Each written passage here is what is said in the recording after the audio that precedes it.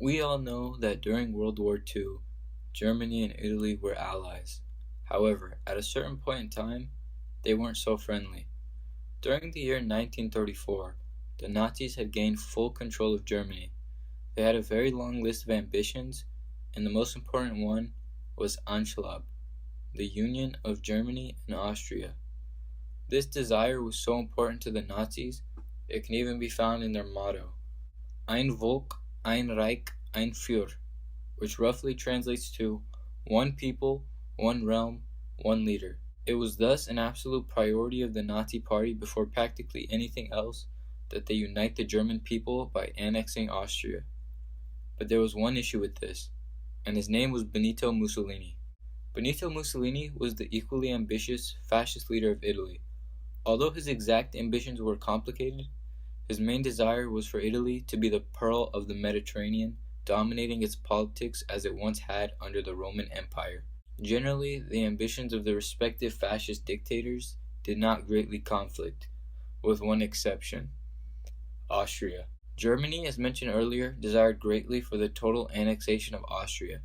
Italian ambitions are again complicated, but in 1934, Mussolini still wished for Austria to be under some Italian influence. Certainly he didn't want it to fall to another great power, giving them influence in a region that he considered should rightfully be Italian dominated.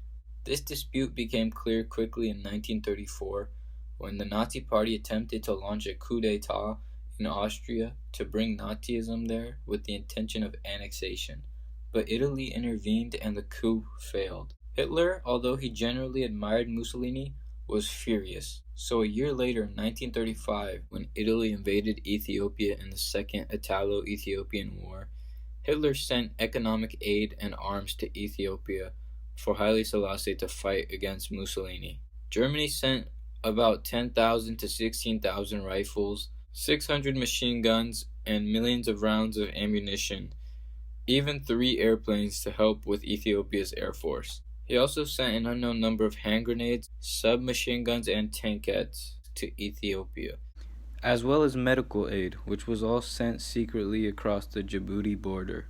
Hitler loathed Mussolini's pledge to defend the sovereignty of Austria against German annexation and figured he would give the Duce another problem to think about by dragging out the Italo-Ethiopian War for as long as possible, taking Italy's mind off Central Europe.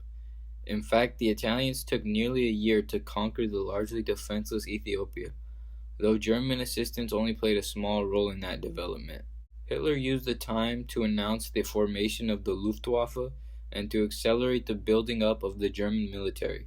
This he accomplished with little protest, as the European powers, as well as the League of Nations, were too busy condemning Italy for its Ethiopian endeavors. Truthfully, Hitler didn't care about the fate of Ethiopia or the people in Ethiopia. He just wanted to send a message to Italy. However, some of the Nazis began to feel differently.